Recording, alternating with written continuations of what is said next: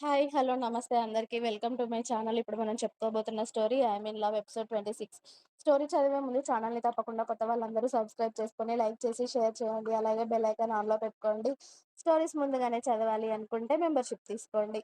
రేపు మార్నింగ్ వెళ్లి పెళ్ళికి కావాల్సినవన్నీ కొనుక్కొచ్చేద్దాం. రెడీగా ఉండు. సరేనా? బాయ్ అని దేవికకి చెప్పి రాకీ నందిని దగ్గరికి ఇంటికి బయలుదేరాడు.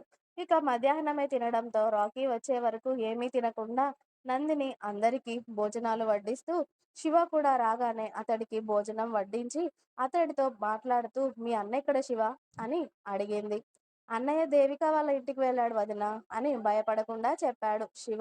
అందులో దాచేది ఏమీ లేదు అని అందరికీ తెలుసు కాబట్టి ఓహో అని సైలెంట్గా ఉండి, శివ తినే వరకు అతడితో ముచ్చట్లు చెప్పి, ఇక శివ తినగానే ఎటు వాళ్ళు అటు వెళ్ళిపోయారు. అప్పటికే రాత్రవుతుంది. ఇక నందిని మాత్రం హాల్లోనే టీవీ పెట్టుకొని చూస్తూ కూర్చుంది.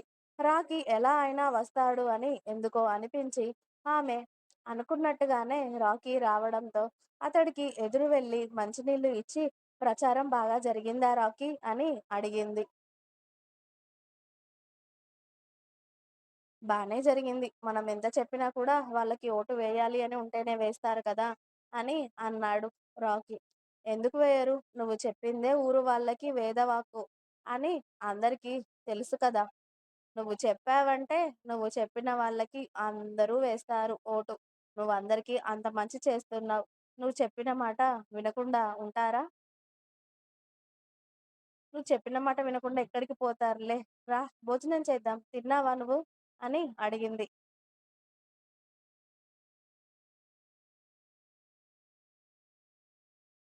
లేదు పెట్టేసేయ్ అని చెప్పడంతో ఇక మధ్యాహ్నమే హెవీ అయింది అని చెప్పి ఇద్దరికి రాత్రిపూట చపాతీలు వేసి పన్నీర్ కర్రీ వేయగానే రాకీ 2 తిని సైలెంట్‌గా రూమ్‌లోకి వెళ్ళడంతో నందిని కూడా తినేసి అతడికి వేడివేడిగా పాలు తీసుకొని రూమ్‌లోకి వెళ్ళేసరికి రాకీ ఫ్రెష్ అయ్యి వచ్చాడు.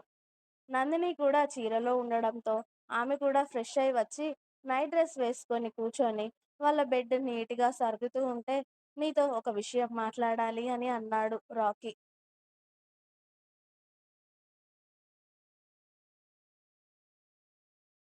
"ఏంటో చెప్పు రాకీ" అని ఆహ్, అంది నందిని. బెడ్ అంతా నీట్‌గా సెట్ చేసి ఆమె బెడ్ మీద కూర్చోవడంతో రాకీ వచ్చి బెడ్ మీద కూర్చొని సడెన్‌గా నందినిని అతడి ఒళ్ళోకి లాక్కొని "ఇప్పుడు నేను చెప్పేది వింటే మరి గంగా, గోదావరి నదులు నీ కళ్ళల్లో నుండి పొంగిస్తావో, ఏం చేస్తావో నాకు తెలియదు కానీ నేను చెప్పేది నిజం" అని అన్నాడు. "నువ్వేం చెప్పినా నేను వినడానికి రెడీగానే ఉన్నాను రాకీ. చెప్పు ఏం చెప్పాలి అనుకుంటున్నావో" అని నందిని అడిగింది. ఇంకో వారం రోజుల్లో సాటర్‌డే.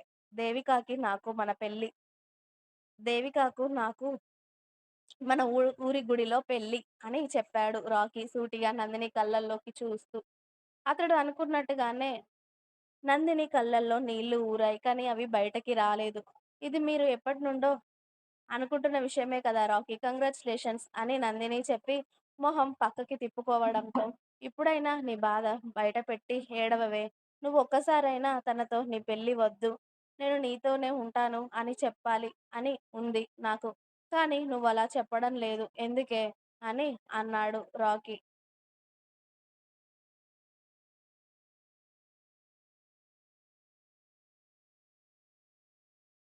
"ఎందుకంటే నేను మధ్యలో వచ్చాను రాకీ. మీ ఇద్దరి ప్రేమకి తను మధ్యలోకి రాలేదు కదా! ఒకవేళ నేనే ముందుగా నిన్ను ప్రేమించి నీ జీవితంలో దేవిక లేకపోతే అప్పుడు ఖచ్చితంగా గొడవ పెట్టుకునేదాన్నేమో. తనెందుకు నీ లైఫ్‌లో ఉంది? నీ లైఫ్‌లోకి తనెందుకు వస్తుంది అని. కానీ అలా కాదు కదా! ఇప్పుడు మనందరి లైఫ్ ఉంది. మీ ఇద్దరి మధ్యలోకి నేనొచ్చాను కాబట్టి నేనలా అనడం తప్పవుతుంది. ఇప్పటికే నా వల్ల తను చాలా బాధపడుంటుంది కదా! మీ ఇద్దరి జీవితం బావుండాలి అని కోరుకుంటున్నాను నేను కూడా.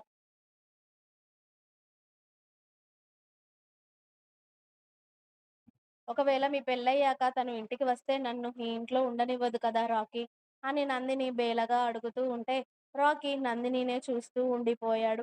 ఒకవేళ తను నన్ను ఇంట్లో నుండి వెళ్ళిపోమన్నా కూడా నేను నీకు దగ్గరగానే ఉంటాను. నిన్ను చూసే అంత దగ్గరగా. నువ్వు లేకపోతే బతకడం నా వల్ల కాదు. నువ్వు నేను నీ దగ్గరికి రాకముందు నన్ను దూరం పెట్టి నన్ను బయటికి పంపించేసినా కూడా నేను బతికేదాన్నేమో. కానీ ఇప్పుడు పూర్తిగా నీ సొంతం అయ్యాక, నీ దాన్ని అయ్యాక బతకడం అంటే నా వల్ల అవ్వదు రాకీ. పూర్తిగా నేను నీ మీద ఆధారపడిపోయాను. నీ పూర్ నీ నేను పూర్తిగా నీ మీదనే డిపెండ్ అయిపోయాను. ఎంతలా అంటే నువ్వు లేకపోతే నేను బతకలేనేమో అనే అంతలా. కాబట్టి నీకు దూరంగా నేను వెళ్ళలేను రాఖీ. దేవికకి నేను నీ దగ్గర ఉండడం ఇష్టం లేకపోతే ఉండను కానీ, కానీ నాకు నిన్ను వదిలి వెళ్ళాలని లేదు కదా రాకీ! అని ఆమె కళ్ళల్లో నుండి కన్నీళ్లు కారుస్తూ చెప్తూ ఉంటే, ఒకవేళ మా పెళ్ళయ్యి అది ఇక్కడికొచ్చిన తర్వాత నిన్ను ఇంట్లో నుండి వెళ్ళనవసరం లేదు. ఇక్కడే ఉండొచ్చంటే అప్పుడేం చేస్తావే మరి? ఉండిపోతావా? అని అడిగాడు రాకీ. ఉండిపోవాలి అని నాకు కూడా ఉంది రాకీ. కానీ మీ భార్యాభర్తల మధ్యలోకి నేను వస్తే ఏమనుకుంటారు? పైగా ఇప్పటికే తనని బాధపెట్టిన దాన్ని అయ్యాను నేను. ఇప్పుడు నువ్వు తనని పెళ్లి చేసుకొని వచ్చాక కూడా నేనిక్కడే ఉంటే తనింకా ఎంత బాధపడుతుంది? ఇంకేం చేయాలో కూడా నాకు అర్థం అవ్వట్లేదు రాకీ. పిచ్చి పట్టినట్టుగా అవుతుంది. అంతేకాని నీ ఇష్టం ఇదంతా మాత్రం వద్దు అని నేను చెప్పను. నీకు నచ్చినట్టుగా చెయ్యి. నువ్వు చెప్పినట్టుగా నేను వింటాను. నీకేది బాగా అనిపిస్తే అది చెయ్యి రాఖీ అని అతడి టీ షర్ట్‌ని గట్టిగా పట్టుకొని, అతడి ఎద మీద తలపెట్టుకొని సైలెంట్‌గా ఉంది నందిని. ఆమె కన్నీళ్లు అతడి ఛాతీకి తడిగా తెలుస్తున్నాయి కానీ, అయినా ఏమీ అనకుండా రాఖీ సైలెంట్‌గా ఉన్నాడు. అలాగనే మౌనంగా ఏడ్చి ఏడ్చి మౌని మౌనంగా నిద్రపోయింది నందిని. ఆమె నిద్రపోయిన తర్వాత మెల్లిగా ఆమెను బెడ్ మీద పడుకోబెట్టాడు రాకీ. కానీ అతడు మాత్రం రాత్రంతా నిద్రపోలేదు ఆ రోజు. రాత్రి 2 గంటలు, 3 గంటల సమయంలో వాష్‌రూమ్ అవసరమై లేచిన నందిని చూసేసరికి రాకీ ఇంకా మెలకువతోనే ఉంటాడు. అతడిని ఒకసారి చూసి వాష్‌రూమ్‌కి వెళ్ళి ఆమె కూడా ఒకసారి ఫేస్ వాష్ చేసుకొని వచ్చి, "ఇంకా ఎందుకు నిద్రపోలేదు?" అని అడిగింది. "నువ్వేడుస్తూ అలా పడుకున్నాక నాకింకా నిద్రెలా పడుతుందే?"